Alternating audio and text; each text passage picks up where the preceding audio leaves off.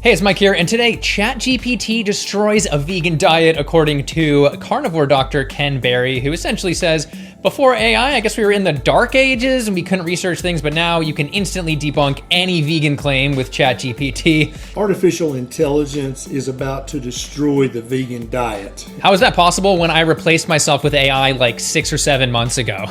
I'm totally joking. I'm real. You can tell because I'm doing this. But yeah, he walks you through asking ChatGPT questions which he sees as proof that a vegan diet is debunked and that all these vegan claims are untrue. And that's why when you see honest vegans on their YouTube channels, they're almost uniformly cachectic, meaning so slender that it looks unhealthy. But there's a lot wrong with how he executes it in terms of his wording of questions, his ignoring the actual answers, as we'll see, or how you can just turn the tables and ask basic questions about a carnivore diet to ChatGPT or other large language models, and the answers are extremely unflattering, which we'll get to. Anyway, let's go. I know a lot of people out there are super anti-AI. I think I made an AI thumbnail and like my most liked comment was unsubscribed because you used AI. And I was like, all right, I'll chill on that. But I also get it. A lot of people are overusing AI. They're over trusting AI and the environmental impact appears to be growing. I mean, Elon's Grok model is just spewing nitric oxide all over the communities of disadvantaged people just to go around and call itself Mecha Hitler. Good times. But regardless of what you think about AI, a ton of people are using it. They're using it like Ken uses it in this video. And so it's important to learn about what is happening here. And I will say this is going to be very interesting because in the past, I interviewed a guy who took Gemini, created a sort of life coach and said, have the ethics of Superman, typed in his health goals. Gemini then eventually had him transition to a vegan diet where he lost nearly 100 pounds, got rid of his type 2 diabetes and his need for statin medication. So we're going to see how Ken Berry's AI process differs from that with regard to vegan diets. Anyway, here he is. AI, ChatGPT, Gemini, Grok are becoming very, very popular. They're very easy to use, and more people every day are using them to cut through the BS. I would correct that by saying more and more people are just believing the answer that they get from AI, which they oftentimes let it to say. There's a lot of bias confirming issues, which is a problem for everybody, but also how a lot of times those answers are straight up inaccurate. You'll try and trace a source and then it's just completely imagined. But perhaps the most important point here is that ChatGPT or other large language models just give you an aggregate of the information out there. They are essentially a mirror for what has been put out there on the internet, largely going with that popular opinion or whatever's getting the most coverage. Anyway, it starts guiding you through the process. I want you to verify everything I say in this video by going to your favorite AI and typing in the following prompt before you ask the questions. You're going to type in, I'm going to ask you some questions about diet and nutrition.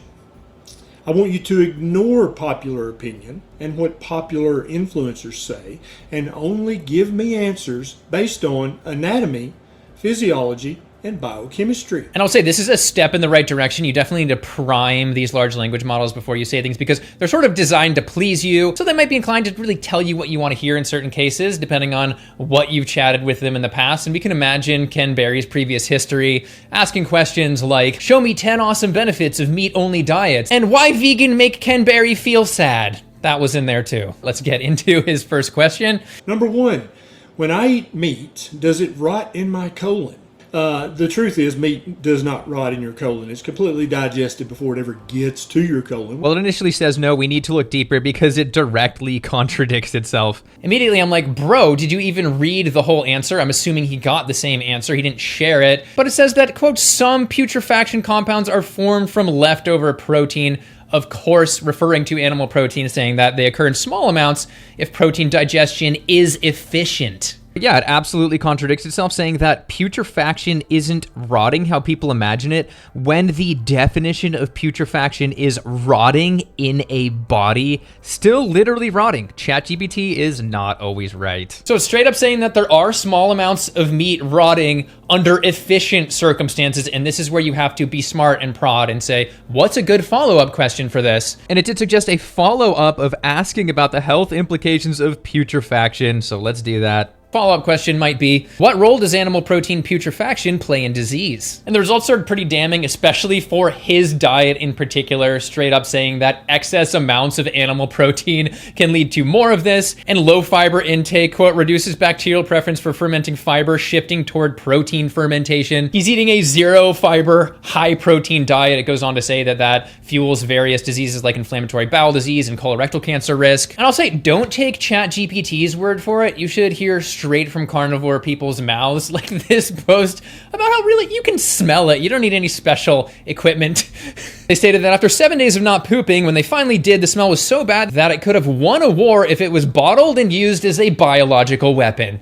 Meat doesn't rot in the colon, though. And real quick to future back this up, we had a somewhat recent study of over 20,000 gut biome tests, and it concluded that, quote, red meat was a strong driver of omnivore microbiomes, with corresponding signature microbiomes negatively correlated with host metabolic health. And one of those that they mention is Allostypes Putredinis, something that feeds off putrid animal protein. And again, putrid equals rotting, and in this case, that creates some unfortunate hydrogen sulfide and ammonia, which can do DNA damage and fuel cancer. All right, so real quickly, I just want to say that I am not a morning person. I've always been morning challenged my whole life, so anything that can save me a little bit of time and headache is awesome, and that brings me to Oats Overnight, a super convenient way to get all of those awesome oats. It's super easy. It's just what it sounds like. You put oats in this shaker with some plant milk, you leave them overnight, and you've got some delicious overnight oats in this cute little shaker. Can just sip it while I'm going through PubMed, not over-relying on ChatGPT.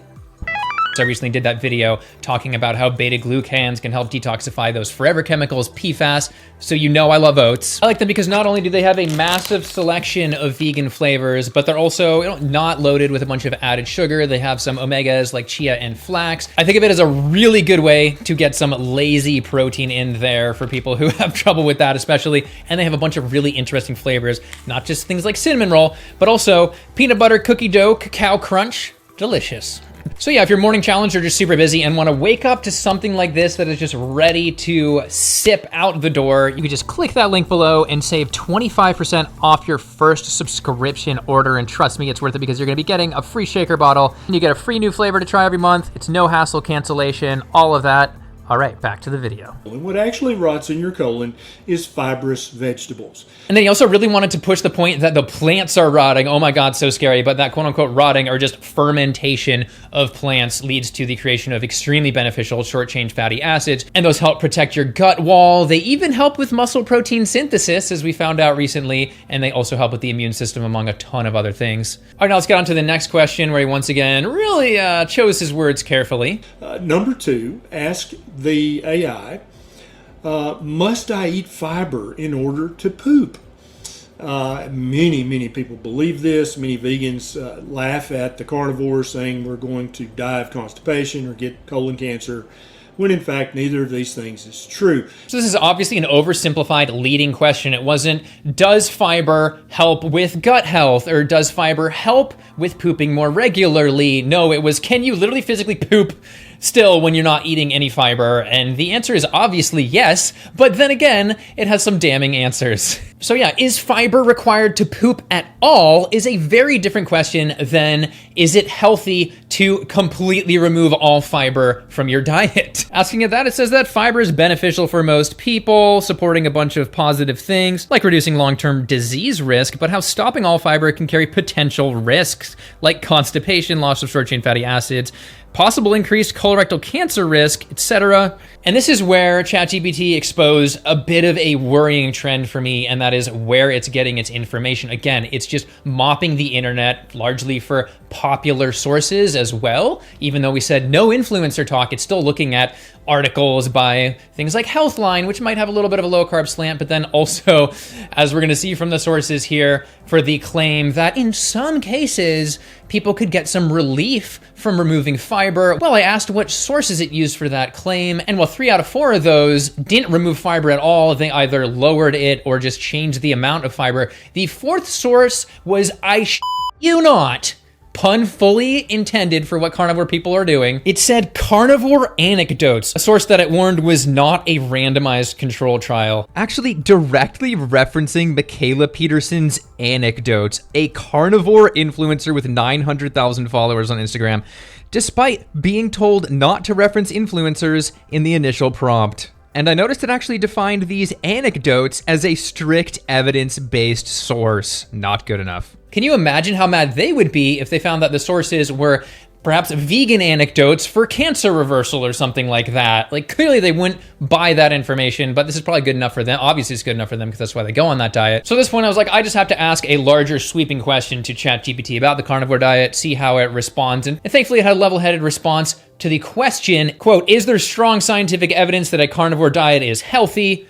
And the response was no, there is not strong scientific evidence. There are no long-term high-quality randomized control trials, et cetera, something that slipped out of one of the main carnivore figureheads, Sean Baker's mouth in an interview/debate. I will say, I don't know if my diet is going to make somebody live longer. I don't know if it's going to either prevent or increase the likelihood of some disease because we just don't have the data that shows that now. Whoops, looks like ChatGPT destroys a carnivore diet. And that was with the same primer that he said to give it. Anyway, let's move on to his next question. Number 3, can I get all the nutrients I need from plants alone? Now, this is super common, and many very prominent vegan influencers will say, oh, yes. Again, you can tell he tried to lead it in a certain direction. He said from plants alone, not within a vegan diet, which of course does include fungi and can really, from an ethical perspective, include anything that is not from an animal. But again, assuming ChatGPT gave us the same answer, ChatGPT saw right through it in this sense and gave an answer that was very different than what he claims it was with. The answer is a definitive no, you cannot get all the nutrients you need from eating a plant-based diet, even if you pick the most nutrient-dense plants from every continent of planet Earth.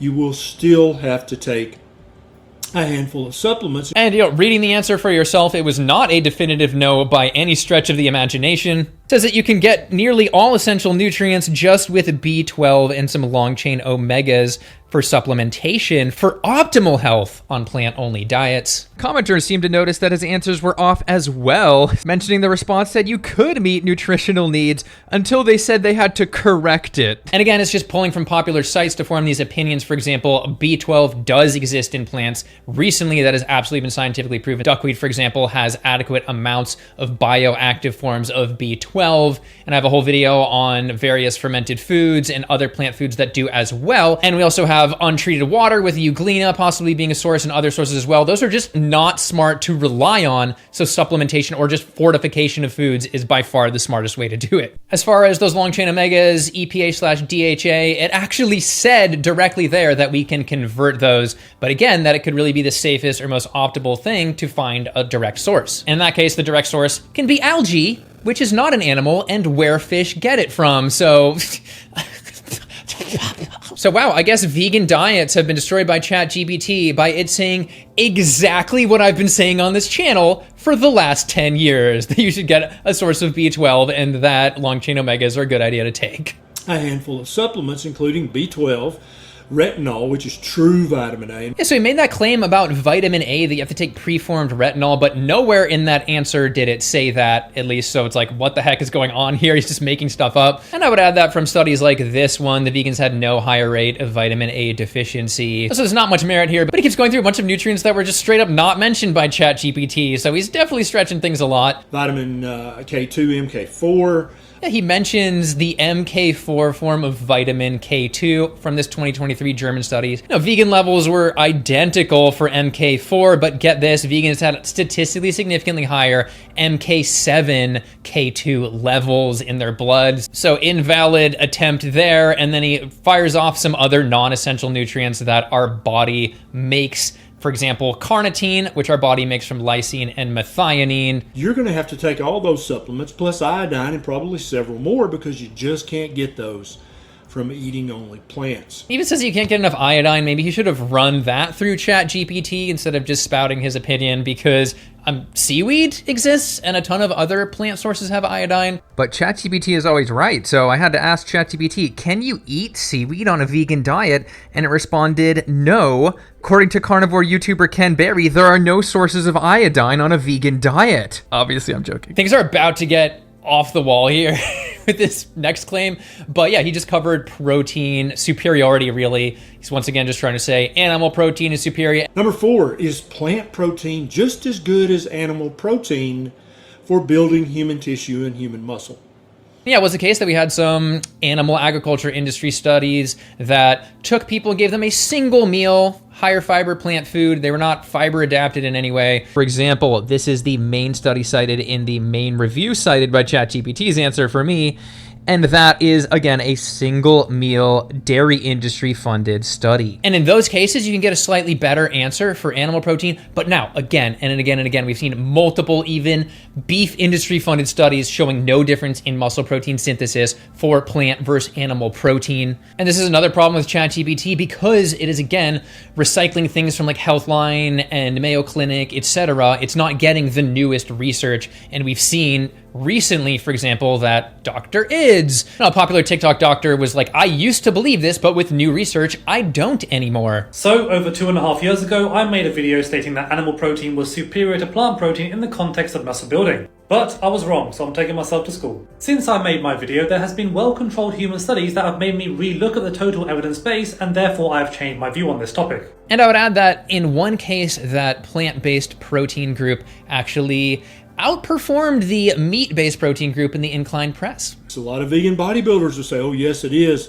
but what they don't tell you is that they take tons of amino acid supplements, especially lysine, methionine, leucine. You cannot get enough of those to become very muscular and bulky. This is particularly funny to me because in one of those beef industry funded studies, they clearly were trying to smear plant protein so bad that they had this incomplete protein group where they fed them proteins like wheat protein, which nobody is trying to get buff on. And yet the results were not statistically significantly different. And even in the 24-hour analysis, that incomplete proteins, muscle protein synthesis trended higher. Not statistically significant, but interesting, and possibly because fiber turns into short-chain fatty acids, which boost muscle protein synthesis, which is cool. Cannot get enough of those to become very muscular and bulky on a vegan diet. And that's why when you see honest vegans on their YouTube channels, they're almost uniformly cachectic, meaning so slender that it looks unhealthy.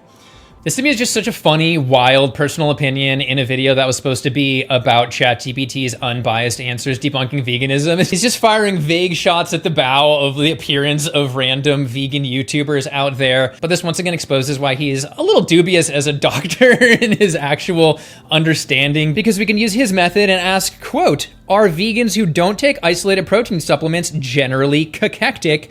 And it says, no, vegans who don't take isolated protein supplements are not generally cachectic if they eat sufficient total calories and protein from whole plant sources, which clearly they are. And then it's almost like it's responding directly to him and how wrong he is, because it says cachexia is not the same as being thin or having lower muscle mass due to a dietary pattern. Maybe I should title this ChatGPT destroys Ken Berry. Nah, I'll keep it civil. I don't want views. But it's like somehow he scanned all of the diets of all of these vegans and determined that you have to take isolated protein supplements. I eat what I would consider to be a minimal amount of isolated protein. I'm not against consuming it. And I feel like I'm doing all right. I've gained 30 pounds since I've gone vegan, after giving up meat. And we have some super jacked people who just eat whole food diets. And he also says that all the vegan bodybuilders just completely rely on protein powders, when the reality is that 80% of bodybuilders in general, non-vegan bodybuilders, also take protein powder. So their diet must be completely protein deficient from that animal protein. And no, this is a convenience thing. And this kind of got me wondering, are the comments to this buying his claims? And yeah, it's his followers. They're all carnivores. They probably love him. And in general, yes, they are buying it. And I'm like, are they implementing his techniques? And one was trying to debunk that vegans get enough iron using ChatGPT, also seeming to lead ChatGPT in ridiculous ways, actually going as far as to claim that you would need 180 milligrams of iron on a plant-based diet to get enough, which is clinically insane. They might not be aware that the RDA for iron, which is set at 8 milligrams per day for an adult male and 18 for an adult female who's premenopausal, that was determined for a dietary pattern in which most of the iron intake came from plants. Meaning any difference in absorption between heme iron and non-heme plant-based iron was taken into account in the blood work of people eating real diets. And then again, to add a newer study that ChatGPT probably wouldn't give you unless you're specifically asking for it, a recent study found that vegans actually absorb a higher amount of non-heme or plant-based iron than meat eaters do as well. And that study also found that the ferritin or iron store levels actually trended higher in the vegans. Like, this is so far from debunking that vegans can get enough iron. It's laughable and also kind of disturbing because this is how people are using ChatGPT. They're going, show me what I want to hear, and just gaming it so that it's like, hey, ChatGPT, if a vegan needed nearly 200 milligrams of iron in a day, would that be possible? Oh yeah, try eating that much from meat. So yeah, again, I don't rely on ChatGPT for research. One, I like to keep sort of using my brain and going through PubMed, and honestly, I'll find studies just searching Google that I was not able to find on ChatGPT. It's just deeper research. And then ChatGPT was giving maybe a 20% imaginary reference rate. So I was like, screw this, I can't be giving fake information to people. But that brings me to another AI tool, which I think is just way better. It has yet to give me a fake link, and that is Consensus, which is really designed for you to ask it a question and then it give you an answer of what really is the consensus in the scientific community or from the scientific literature on a given topic. Obviously, that's not perfect, but as an exercise, we can sort of ask, is a carnivore diet healthy to it? In which it responds, there is not enough studies. There are essentially no studies, so we can't give you a consensus on this. And then we also can ask, is a vegan diet healthy? And for about half of it, it is either yes or possibly healthy. And then the other half is mixed, meaning it didn't make a determination of yes or no, with 0% saying no, it is not healthy. So yeah, in the end, this could be called Ken Berry destroys any chance of ChatGPT giving him neutral answers.